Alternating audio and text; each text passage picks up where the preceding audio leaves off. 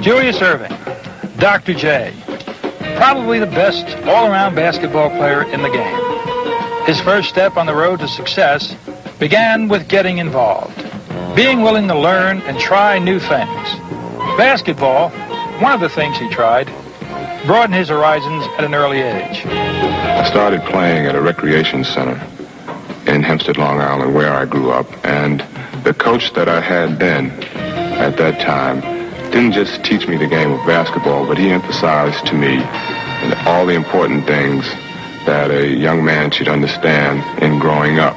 We traveled around Long Island, we traveled around Pennsylvania, New Jersey, and around the whole New York area, and I got a chance to see what was on the other side. I got a chance to see people with big homes, color TVs, 2 cars in their garage. And the questions that came to my mind at that time were, well, why am I in the situation that I'm in? And these people in much better situations financially, and they seem to be much happier people. The answers that he gave me were, well, Julius, these people have attained these things because they have gone through this system here in America, which is a very competitive, hard-nosed system. The way that you can attain the things that you see and that you want are to become part of that system and conform to the ideals of that same system and place yourself on an avenue that's going to lead you to bigger and better things. Basketball just became one of the many things that I became interested in at the time. I participated in other sports, played football, I played baseball.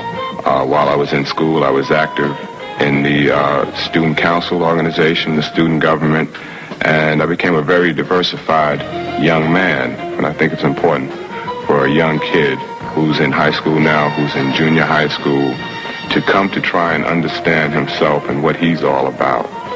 And in exposing himself to many different types of things, learn from them, have a youthful type of enthusiasm in relating to the things that he's exposed himself to, and always want to learn, have that desire.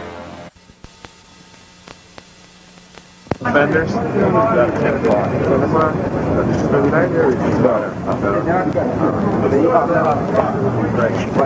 Anyone want to fender or just standing in front?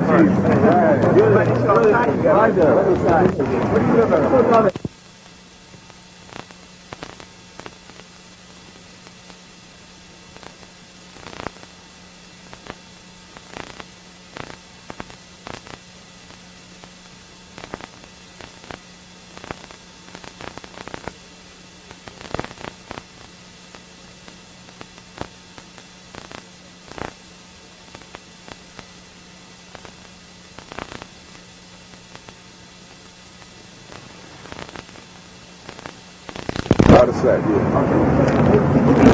with the lights for a minute. That's what I heard. We got a set of keys. About 5 or 6 people. I don't have any keys. Well, we'll get them 400.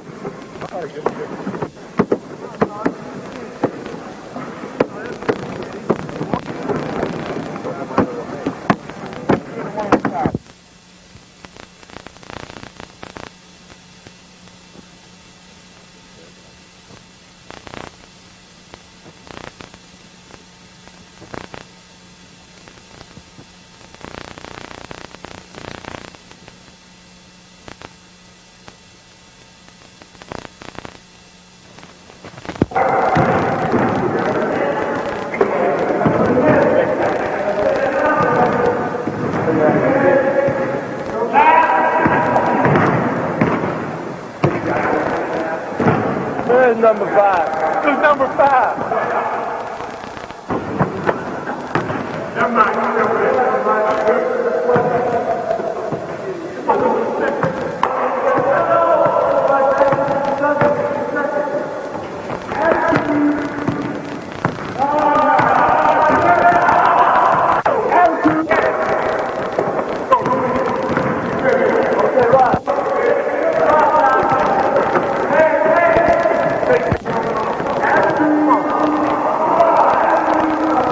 John. Come on, John. Go.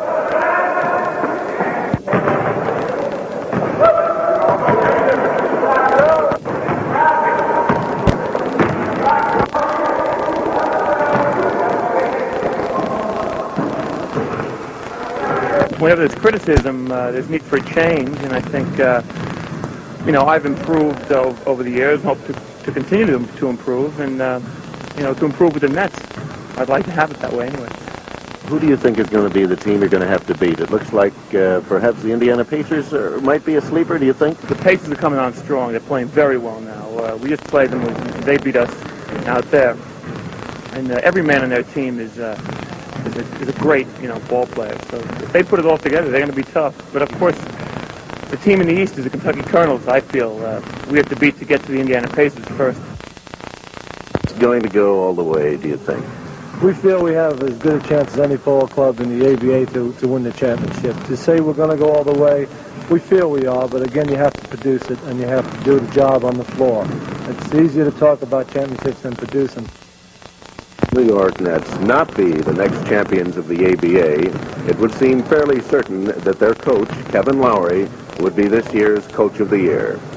This is Brian Madden in New York.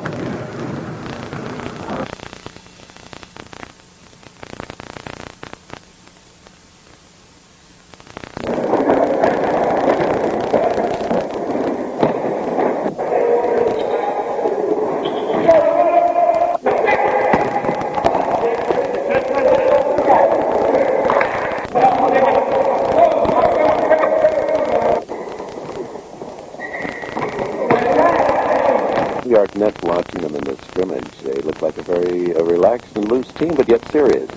Very serious. Today, I think, was probably one of our most aggressive practices that we've had all season, and I think it's at a good time because we had 5 must games ahead of us, and, we played San Antonio once, Denver twice, and they're probably the 2 most physical teams in the league. So I think the way to counter their being physical is to be physical with them, and with the talent that we have, if we play as aggressive during those games as we have in fact today, we shouldn't have any problem winning.